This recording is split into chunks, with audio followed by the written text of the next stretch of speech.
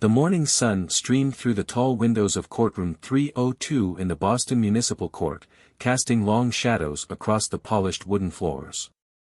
Judge William Harrington adjusted his black robe and settled into his large leather chair, his face wearing its usual stern expression.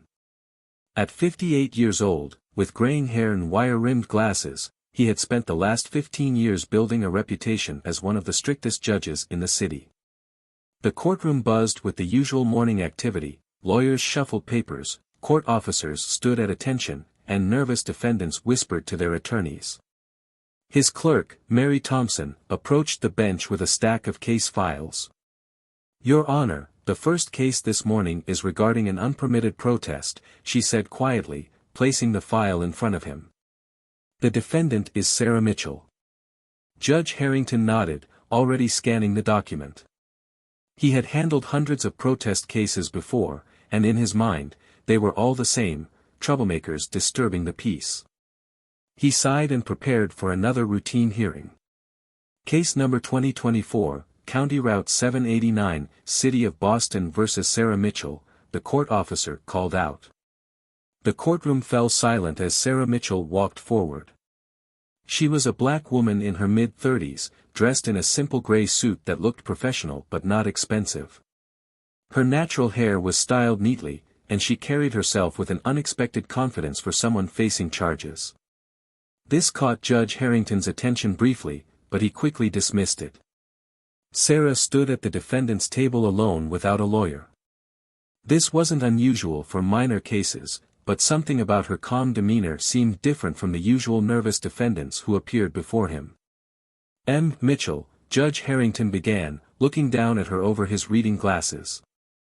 "You are charged with organizing an unpermitted protest that blocked traffic on Washington Street last Tuesday afternoon. The police report states that your actions caused a 30-minute traffic jam and required police intervention. Are you guilty?" Sarah's voice was clear and steady as she responded. "Your Honor, while I acknowledge my presence at the protest, there are important details about this situation that I believe the court should hear." Judge Harrington felt a flash of irritation. In his experience, this was usually the beginning of a long explanation trying to justify breaking the law. He cut her off with a wave of his hand.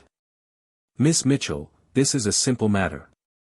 Did you or did you not organize a protest without proper permits?" he asked, his voice carrying the weight of 15 years of authority.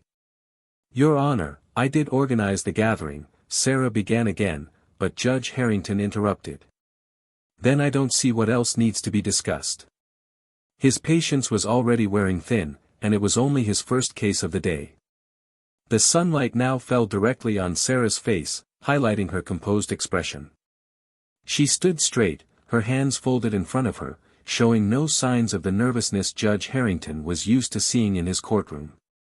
Several people sat in the gallery behind Sarah, watching the proceedings intently. Judge Harrington noticed they seemed unusually interested in this simple protest case, but he attributed it to them probably being fellow protesters. "Miss Mitchell, this court takes violations of city ordinances very seriously," he continued, shuffling the papers in front of him. "Unpermitted protests not only create chaos but also put public safety at risk. The police report clearly states that your actions disrupted traffic and required valuable police resources to be diverted from other duties." Sarah opened her mouth to speak again, but Judge Harrington raised his hand to silence her. He had already made up his mind. This was a straightforward case of someone breaking the law and trying to waste the court's time with excuses. "This court finds you in violation of City Ordinance 7.52 regarding unpermitted public gatherings," he pronounced, his voice echoing in the now silent courtroom. "You're hereby fined $5,000 to be paid within 30 days. A subtle murmur ran through the gallery, but Sarah's expression remained unchanged. She simply nodded, maintaining eye contact with the judge for a moment longer than he expected. "Next case," Judge Harrington called out, already reaching for the next file. As Sarah turned to leave, something about her dignified exit made him pause for a brief second. But he quickly pushed aside the strange feeling in his gut. After all, he had dozens more cases to hear that day, and he had always prided himself on being efficient with the court's time. Little did he know that this brief morning encounter would soon turn his world upside down. The rest of his morning passed in a blur of routine cases, but something about Sarah Mitchell's case kept nagging at his thoughts. As he sat in his chambers during his lunch break, eating the same turkey sandwich he'd brought every day for the past year, his clerk, Mary, knocked on the door. "Come in," he called out, brushing crumbs from his black robe. Mary entered with a concerned look on her face. "Your Honor, there are several reporters outside asking about the Sarah Mitchell case from this morning. They seem quite interested in your decision." Judge Harrington frowned, putting down the sandwich. In 15 years on the bench, reporters had rarely shown interest in minor protest cases. "Tell them I don't comment on court decisions," he said firmly, wondering why this case was drawing attention. As Mary turned to leave, she hesitated at the door. "Sir, one of the court officers mentioned that some of the people in the gallery this morning were from the Veterans' Rights Association. They seemed upset about the fine." The judge's frown deepened. Veterans' Rights Association? What did they have to do with an unpermitted protest? He reached for the case file again, something he rarely did after making a decision. As he read through the police report more carefully, he noticed details he had overlooked earlier. The protest had taken place in front of the old Wilson building, which was currently being converted from a veterans' shelter into luxury apartments. According to the report, 57 veterans were facing immediate eviction. His stomach tightened slightly as he remembered his own father, a Vietnam veteran who had struggled with homelessness after returning from the war. But rules were rules, he told himself firmly. An unpermitted protest was still illegal, regardless of the cause. The afternoon session was about to begin when his phone buzzed with a text from his daughter Rachel, a law student at Boston University. "Dad, did you really find Sarah Mitchell $5,000 this morning? The whole law school is talking about it." Judge Harrington stared at his phone in confusion. Why would law students be discussing a simple protest case, he wondered. Before he could respond, another message appeared. "She's literally in our textbooks, Dad. How did you not recognize her?" His hands felt suddenly cold as he opened his laptop and typed "Sarah Mitchell lawyer" into the search bar. The results made his heart skip a beat. Sarah Mitchell's professional profile filled his screen. Harvard Law School graduate, lead counsel in 3 Supreme Court cases, recipient of multiple human rights awards. The woman he had dismissed so quickly was one of the most accomplished lawyers in the country. Suddenly, Judge Harrington's irritation melted away, replaced by a sense of deep unease. He closed his laptop and stared out the window, the weight of his decision settling heavily on his shoulders. He had misjudged Sarah Mitchell, not just professionally, but personally. In his rush to enforce the law, he had failed to recognize the deeper context of her actions. His own biases had clouded his judgment. The world outside his window seemed different now. The familiar landscape of the courthouse and the people in it no longer felt so clear-cut. Sarah Mitchell had come into his courtroom as a protester, but she was also a voice for justice, fighting for those who were being ignored and displaced. Judge Harrington stood up from his desk, his robe feeling heavier than ever before. He knew he had to make things right, not just for Sarah, but for everyone who walked into his courtroom. The work ahead of him was not just about interpreting the law, it was about seeing the bigger picture and ensuring that justice was truly blind, not just to the law, but to the prejudices that could distort it. As he prepared to make amends, he realized that this was the moment his career had been leading to, the moment when he would finally understand what it meant to truly serve justice. That morning, Judge William Harrington had handled many routine cases with his usual stern efficiency. He had seen it all before, troublemakers, minor infractions, and complaints. But one case had caught him off guard, and it would linger in his mind far longer than he expected. Sarah Mitchell, the defendant, stood in his courtroom that morning accused of organizing an unpermitted protest. To Judge Harrington, it seemed like a simple case. She was one of many protesters who disrupted traffic, a minor violation. He'd seen this kind of case countless times, and it usually ended the same way, with a fine. Yet something about Sarah's demeanor caught his attention. She was calm, composed, standing confidently despite the charges against her. She wasn't the usual nervous defendant, which struck him as peculiar. But he dismissed it quickly. As the case unfolded, he was more focused on maintaining the strict decorum of the courtroom than hearing her side of the story. Sarah tried to explain the protest's purpose, but Harrington interrupted her. The facts were simple: an unpermitted protest, a traffic jam, and a city ordinance violation. No need for further discussion. He ruled swiftly, imposing a $5,000 fine, and moved on to the next case without a second thought. What Judge Harrington didn't realize was that Sarah Mitchell wasn't just another protester. She was a highly respected civil rights lawyer who had argued and won more high-profile cases than most lawyers would in their careers.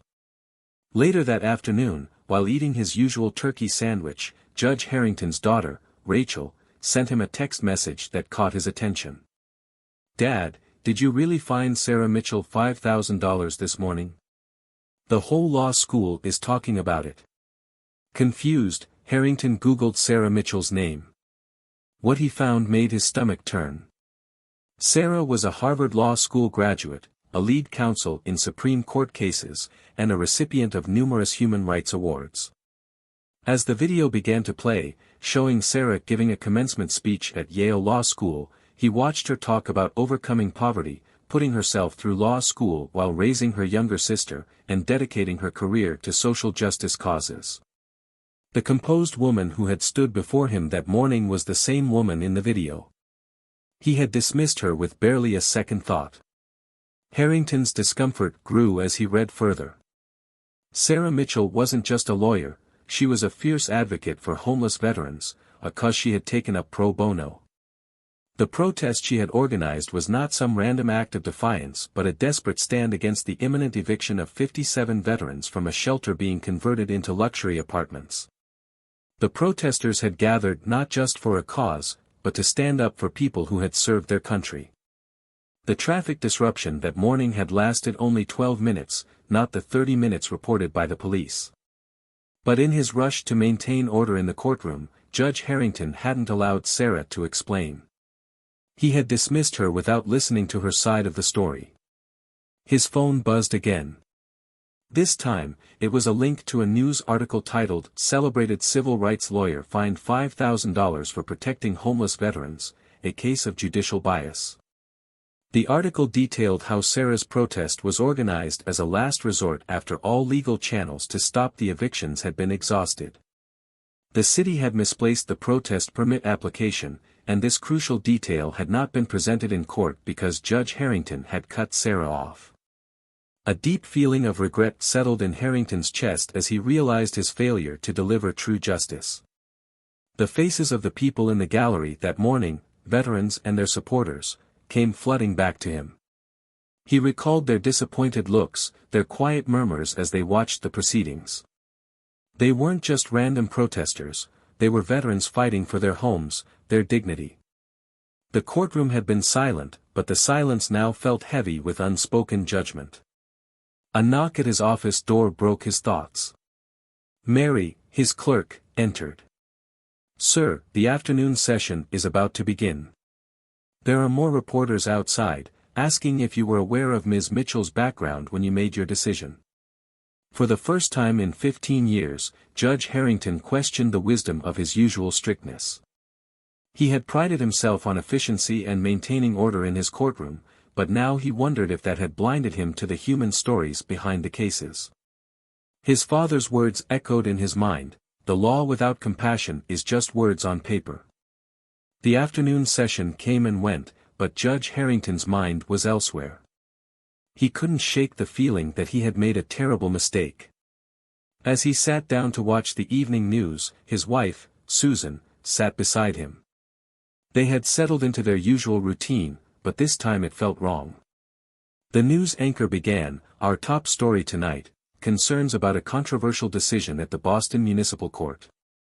Sarah Mitchell, one of the nation's most respected civil rights lawyers, was fined $5,000 this morning for organizing a protest to protect homeless veterans. As the camera showed Sarah speaking calmly to reporters, Harrington felt his throat dry up. "I respect the court's authority," she said, "but I believe this case highlights a bigger issue. 57 veterans who served our country are about to lose their homes."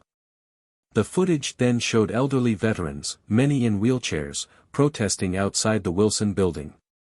One veteran, wearing a faded Marine Corps cap, spoke with tears in his eyes, praising Sarah for standing with them when no one else would. Susan turned to look at her husband. "Well, isn't this the kind of case your father would have supported?" Harrington felt a pang of guilt. His father, Robert Harrington, had been a military man who had fought in the Vietnam War and struggled with homelessness upon his return. His father had instilled in him the value of compassion, and now it seemed he had lost sight of that. The news segment showed more footage of Sarah helping an elderly veteran in a wheelchair, carrying a stack of legal documents. The caption read, "Mitchell has won 7 major veterans' rights cases in the past year alone." It was then that Harrington realized how far off the mark he had been. He had imposed a fine on a woman who had dedicated her life to helping others, especially the very people who had fought for the country. His phone buzzed again. It was Judge Martinez, his mentor. "William, tell me you've seen the news," Martinez said, his voice firm but kind. "You know what you need to do, right?" Harrington stood up slowly, the weight of the realization settling on his shoulders. The next morning, he called Mary. "I want a special hearing for the Sarah Mitchell case," he said, his voice clear with determination. "And make sure the reporters know I have a statement to make." As he prepared to address the media and the public, Harrington understood that his reputation for strictness could no longer come before the pursuit of true justice. He wasn't just a judge, he was a man who had to confront his mistakes. Tomorrow would be one of the most important days of his career. Judge William Harrington stared at the stack of documents in front of him, his mind spinning with doubt. What had seemed like a simple case the previous day had snowballed into a nightmare of uncomfortable truths. The rush to maintain order in his courtroom, to show that he was the strict, no-nonsense judge people expected, had clouded his judgment.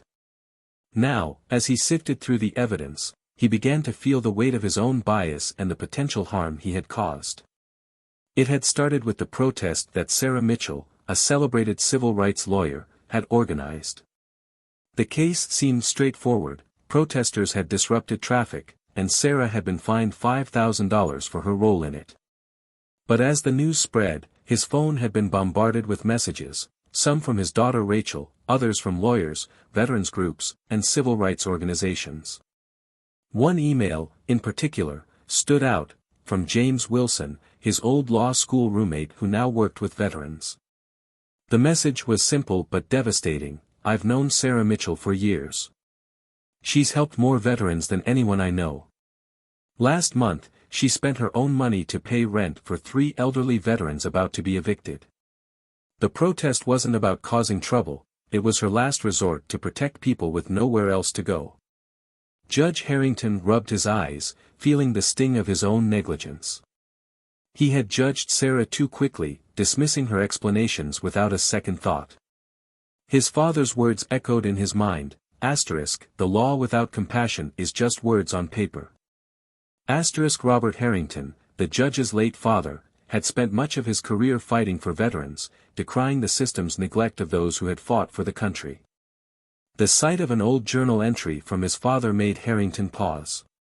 "Today, I saw Tommy, who served with me in Vietnam, sleeping in the park. He fought for this country, but now the country has forgotten him. Someone needs to speak up for those who gave everything for our freedom." The words cut deeply. Had he, in his rush to maintain control, become part of the problem his father had warned about? A person who followed rules blindly without ever considering the human cost. Unable to sleep, Harrington found himself scrolling through videos of Sarah Mitchell's court appearances from the past. Each one revealed a woman who had devoted her life to defending those who had no voice, especially the vulnerable and disenfranchised. In one particular video, Sarah spoke of her childhood in poverty, watching her mother work multiple jobs just to keep their family afloat. "I became a lawyer," she had said, "because I saw how the system often overlooked people who couldn't afford expensive attorneys. Justice shouldn't depend on your bank account or the color of your skin." As he watched her speak, Judge Harrington couldn't help but wonder, if Sarah Mitchell had been a man in an expensive suit, would he have given her the chance to speak in his courtroom? The question gnawed at him, forcing him to confront the possibility that his decisions had been colored by unconscious bias. He hadn't just denied Sarah the chance to explain her side, he had dismissed her because he hadn't fully seen the person standing in front of him. By the time the sun began to rise, Harrington had exhausted himself with research on Sarah Mitchell's career. The more he read, the more ashamed he felt. An article from a few years ago showed Sarah standing outside an orphanage in Haiti, reuniting immigrant families. Another piece highlighted her efforts to support homeless veterans. She had fought tirelessly for those with no means of support, those who had been forgotten by society, and she had done it all without seeking recognition or reward. His thoughts were interrupted when his wife, Susan, walked into the kitchen, where he sat surrounded by printouts of Sarah Mitchell's cases. "You haven't slept at all, have you?" she asked gently, her eyes full of concern. "I made a mistake," Harrington replied, his voice hoarse. "A big one. And not just about the facts of the case. I need to face some hard truths about myself." Susan sat down beside him, her gaze soft. "Your father always said the hardest judgments are the ones we make about ourselves." Harrington nodded slowly. "I prided myself on being strict but fair. But yesterday, I wasn't either. I didn't even give her a chance to speak.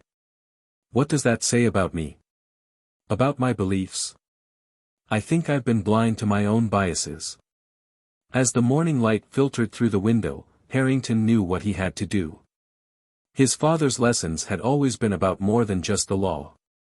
They had been about compassion, about remembering the human element in every case. He couldn't just go back to the courtroom and issue a fine, he had to make things right. He had to show that justice meant more than following the law. It meant understanding the people behind the cases, recognizing mistakes, and learning from them. The next morning, Harrington arrived at the courthouse earlier than usual. It was still dark when he slipped in through the back entrance, avoiding the throng of reporters gathered outside. Inside his chambers, Mary, his clerk, was already waiting with a thick folder. "Good morning, Your Honor," she said, placing the folder on his desk. "I gathered everything on Sarah Mitchell and the Veterans Shelter case as you requested." Harrington nodded and opened the folder. "What did you find about the protest permit?" Mary pulled out several documents. "The veterans group submitted their permit application 3 weeks ago, but there was a computer glitch at City Hall. They've taken responsibility for the error. The application was misplaced in the system. We also spoke to Officer Jenkins, the one who filed the police report. He admitted the traffic wasn't blocked for 30 minutes as the report claimed. It was only for about 10 minutes, and that was to help elderly veterans in wheelchairs cross the street." Harrington's mind raced. He had taken the police report at face value without question, without considering the possibility that it had been wrong. Just then, his daughter Rachel entered the room, her laptop in hand. "Dad, you need to see this," she said, showing him a video of Sarah Mitchell helping veterans at the protest. She was organizing them, making sure the elderly were comfortable, and even providing water for those who couldn't stand for long. "She wasn't causing trouble," Rachel said, her voice soft. "She was doing what she always does, helping people who had nowhere else to turn." Mary interrupted, "Mr. Peterson from the Veterans Affairs Office is here. He has some important information about the shelter case."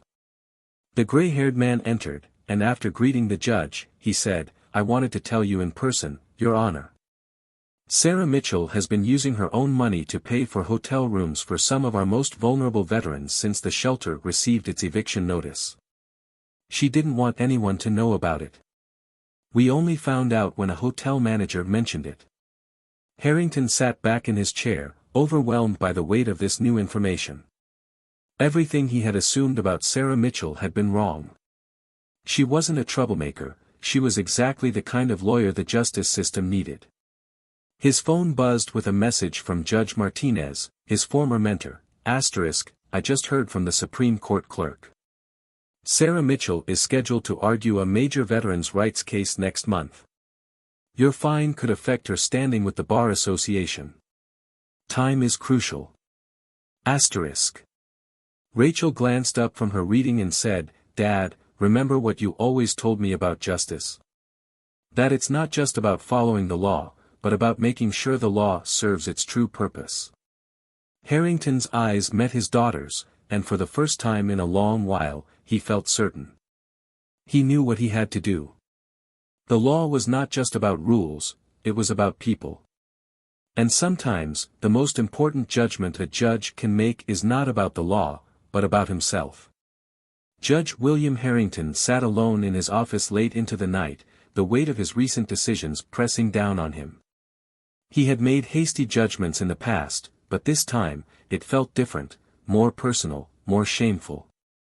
His gaze lingered on the computer screen, where hundreds of emails poured in from lawyers, veterans groups, and civil rights organizations. One particular message stood out from his former law school roommate, James Wilson, who now worked with veterans.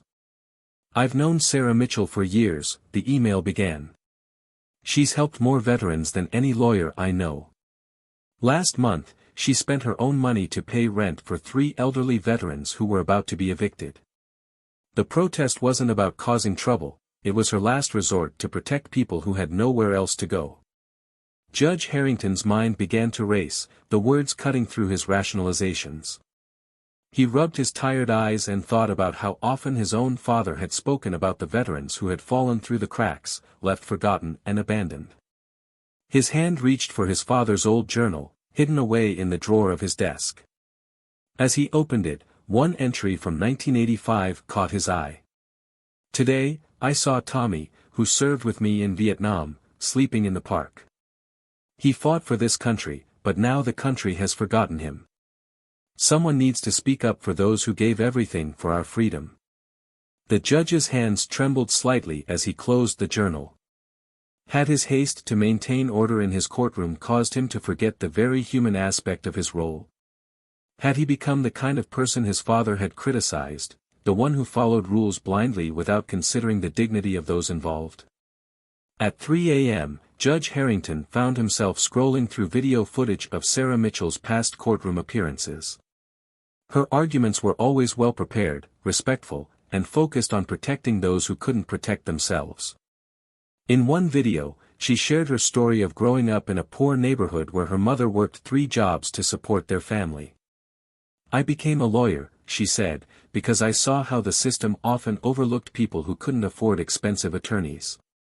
Justice shouldn't depend on your bank account or the color of your skin. Judge Harrington stood and walked to the bathroom, staring at his reflection in the mirror. The face looking back seemed older, more troubled. Had he treated Sarah Mitchell unfairly because of unconscious bias? Would he have been so quick to dismiss her if she had been a white male lawyer in an expensive suit? These uncomfortable questions haunted him as he made himself a cup of coffee in the kitchen. The sky outside began to lighten, and his wife, Susan, found him sitting at the kitchen table surrounded by printouts of Sarah's past cases.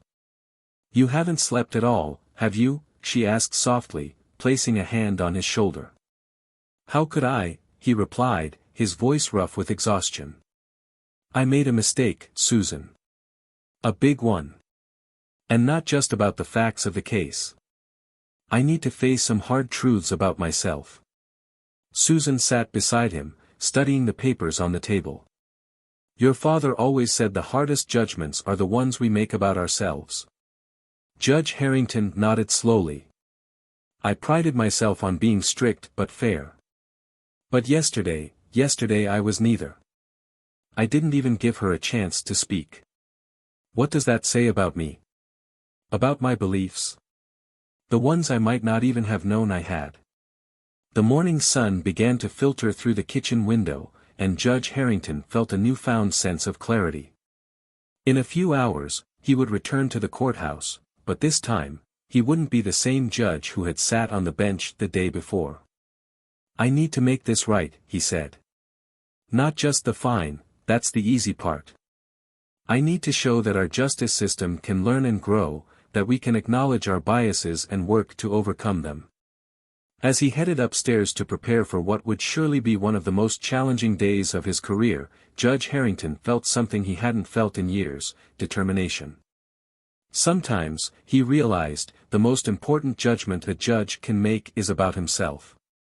The next morning, Judge Harrington arrived at the courthouse earlier than usual. Reporters were already gathering outside, and he slipped in through the back entrance. Inside, everything looked different, clearer, as though his eyes had been opened. Mary, his clerk, was waiting in his chambers with a thick folder. "Good morning, Your Honor," she said.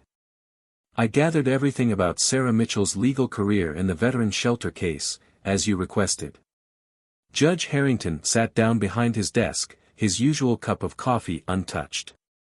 "What did you find about the protest permit?" Mary pulled out several documents.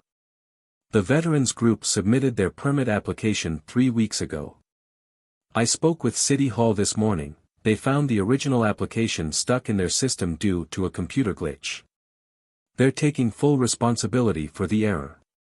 The judge looked over the documents. "What else?" Mary continued, her voice softer now. "I spoke with Officer Jenkins, who was at the protest. He admits the police report was exaggerated. The traffic wasn't blocked for 30 minutes, it was barely 10 minutes, and that was only because they were helping 2 elderly veterans in wheelchairs across the street." The judge closed his eyes for a moment, the weight of his earlier assumptions pressing on him. His phone buzzed with a new message from Judge Martinez. "William, I just heard from the Supreme Court clerk. Sarah Mitchell is scheduled to argue a major veterans' rights case next month. Your fine could affect her standing with the Bar Association. Time is crucial." Rachel, his daughter, walked in, her law school sweatshirt still on.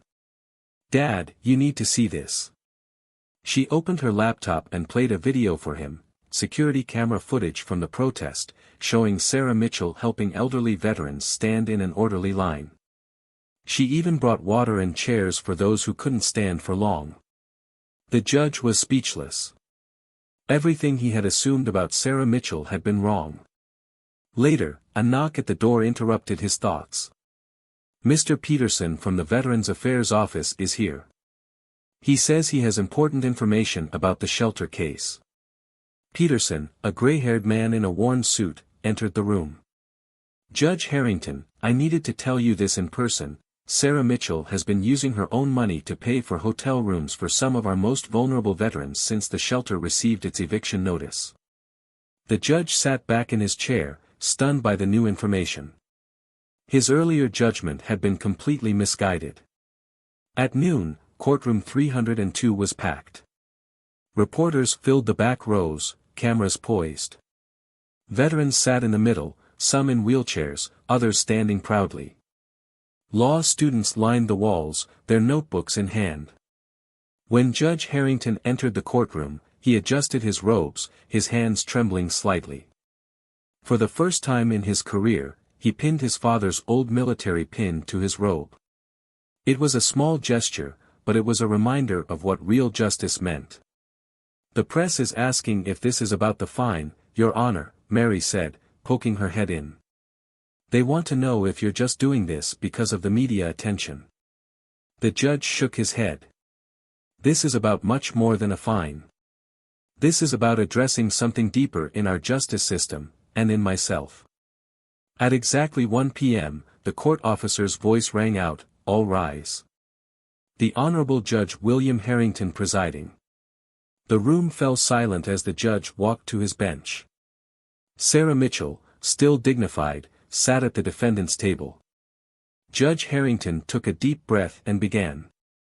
"I made a serious error yesterday. Not just in my judgment, but in my fundamental duty as a judge. I failed to give you, Miss Mitchell, the basic right every person deserves in a courtroom, the right to be heard." His voice grew stronger. My rush to judgment, my assumptions, and yes, my own unexamined biases led me to make a decision that was neither just nor fair. He paused. "This morning, I learned that you submitted a proper protest permit that was lost due to a computer error. I learned that the protest lasted only 10 minutes, not 30, as reported. But most importantly, I learned about who you are and what you stand for." He picked up a paper from his bench. "You've spent thousands of hours helping veterans without charging a penny. You've used your own money to house homeless veterans. You've argued before the Supreme Court for people who couldn't afford lawyers. Yesterday, when I fined you unfairly, you responded not with anger, but with dignity." The courtroom was quiet as the judge continued. "The fine I imposed yesterday is hereby vacated. But that's not enough. I need to do more. As a judge, I need to address the system that allowed this mistake to happen." The judge cleared his throat. "Therefore, I'm establishing a new procedure in this court. Before any protest-related cases are decided, we will require a thorough review of all permit applications, including those that may have been lost in the system. Additionally, I'm recommending mandatory bias training for all court personnel, including myself." The courtroom erupted in applause, but the judge raised his hand to silence it. "Miss Mitchell, would you please approach the bench?" Sarah Mitchell stood and walked forward, her step steady. When she reached the bench, Judge Harrington did something unprecedented. He stood and stepped down from the platform to meet her at eye level. "On behalf of this court, and personally, I apologize," he said, loud enough for everyone to hear. "Your integrity and commitment to justice have taught me a lesson. I hope that in the future, our justice system can learn to be as fair and compassionate as you have been." Sarah Mitchell nodded, her expression composed, though her eyes glistened with emotion. "Thank you, Your Honor," she said quietly, "for giving me this chance to be heard." And as the judge looked around the courtroom, he realized that sometimes, true justice begins not with a ruling, but with an apology. The catalyst for change. Judge William Harrington sat at his desk, still reeling from his hasty decision earlier that day. His ruling against Sarah Mitchell had been quick, based on assumptions and biases. It was an error of judgment, one that haunted him as he stared at the stack of papers before him. But Sarah's grace, wisdom, and willingness to bring real solutions to the table had stayed with him. Sarah had suggested a program that would not only help those in need but also teach law students the importance of compassion alongside their legal education. She'd proposed that law students could assist people navigating the court system, providing free help while earning course credit. Judge Martinez, a colleague of Harrington's, had supported the idea enthusiastically, and together they brainstormed ways to integrate this vision into the court structure. As the meeting progressed, Harrington noticed something remarkable. The usual walls between judges, lawyers, and the public were disappearing. Everyone was sharing ideas, working together. It was clear that this collaboration was different, it was about the people, not just the law. When Sarah's phone buzzed, her smile was unmistakable. The city council had voted to halt the shelter evictions and granted 60 days to find a solution. Applause erupted from the veterans in the room, their gratitude evident. Judge Harrington couldn't help but feel a lump in his throat. He had witnessed a shift in the room, one that filled him with hope for the future of justice. He stood and addressed the group. "There's one more thing I'd like to propose. Let's create a monthly meeting, the Justice Access Committee, where we can continue to collaborate on improving access to justice." He turned to Sarah. "Miss Mitchell, would you co-chair it with me?" Sarah's eyes widened, but she quickly composed herself. "I would be honored, Your Honor. But only if we ensure that people from all communities are represented." As the meeting drew to a close, Harrington's daughter Rachel, who had been quietly taking notes in the corner, approached her father. "Dad," she said softly, "remember how you always said true justice is more than just following laws. Today, you showed me what that really means. Her words resonated deeply with him. The mistake he had made earlier, which seemed so terrible, had opened the door to something powerful, something bigger than just correcting a wrong decision. It was about creating a justice system that served everyone, regardless of their background or circumstances. 6 months later, a new beginning. 6 months passed, and the changes Judge Harrington had hoped for began to materialize. Courtroom 302 no longer resembled the space where Sarah Mitchell had first stood before him. A new assistant's desk, manned by law students wearing court helper badges, greeted visitors. Clear signage in multiple languages hung on the walls, and a ramp had been installed for wheelchair access. The changes were tangible, but the most important transformation was the shift in attitude within the courtroom. Judge Harrington entered his seat that morning, his father's military pin now permanently affixed to his robe. The stern expression he used to wear had been replaced by one of attentiveness and patience. Today marks 6 months since we launched the Justice Access Program, he announced to the packed courtroom. We're here to review its impact and celebrate the progress we've made. Sarah Mitchell, no longer a defendant but a partner in change, stood at the podium. She held up a thick report. In the past 6 months, she began, we've helped over 2,000 people navigate the court system. The Veterans Shelter not only stayed open, but it expanded to accommodate 50 more veterans. Our law student volunteer program has participants from 3 universities, and our law students are gaining real-world experience while making a difference. From the gallery, Tom Wilson, the veteran who had once cried in the courthouse hallway, raised his hand. 6 months ago, I was about to lose my home, Tom said, his voice strong. Today, I'm helping other veterans learn their rights, and I don't have to worry about shaky hands when filling out forms. These law students are always there to help. Rachel, who had graduated from law school and now worked with the program, stepped forward. Our evening court sessions have helped hundreds of working parents access legal services, she said. We've also set up a mobile court unit that has visited 30 senior centers. And most importantly, not a single protest permit has been lost since we updated the system. Judge Martinez, who had been following the program's progress, smiled proudly. The program had spread to other courthouses in the city, with more judges requesting training on bias awareness and accessible justice. But the numbers, Sarah explained, didn't tell the whole story. These are our latest success stories, she said, gesturing to a group of people standing at the back. One by one, individuals came forward to share their experiences. An elderly woman shared how she had been helped to recover her life savings from a scammer. A single father talked about finally gaining custody of his children. A young veteran described how the program had helped him find both housing and a job. These were just a few of the lives transformed by the program. Judge Harrington listened to each story, recalling how close he had come to missing this opportunity for change. His hasty judgment of Sarah Mitchell could have remained just another example of bias in the system, but it had instead become a catalyst for transformation. There's one more announcement, Sarah said, smiling. The American Bar Association has chosen our program as a national model. Starting next month, judges and lawyers from across the country will visit to learn how to implement similar changes in their courts. The room erupted in applause, but Harrington stood up to speak. 6 months ago, I made a mistake. It could have been just another sad story about bias and rushed judgment, he said. But thanks to Miss Mitchell's grace and wisdom, it became a chance to make real change. He touched his father's pin, remembering the words his father used to say, true justice is like a garden. It needs constant attention, care, and most importantly, people willing to do the hard work of maintaining it.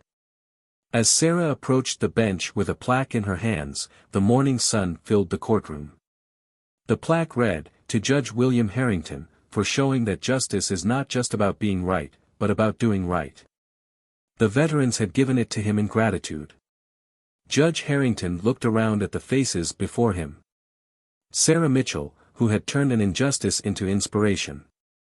Law students learning that law books weren't complete without compassion. Veteran standing tall with restored dignity. His daughter Rachel, carrying on the work of justice in her own way. The courtroom had transformed into something more than just a place for hearings and judgments. It had become a space where people helped people, where every story was worthy of being heard. "Court is adjourned," Judge Harrington announced, his voice warm. "But our work continues." As the people filed out, a young lawyer helped an elderly man with his walker. A law student explained a form to a nervous-looking mother. A veteran shared his story with a reporter. And Judge Harrington realized that this was what justice really looked like, not just laws and procedures, but people working together, ensuring dignity and fairness for all. What had started as a mistake had grown into a movement. The greatest victories, Judge Harrington knew, weren't always about being perfect, they were about learning to be better.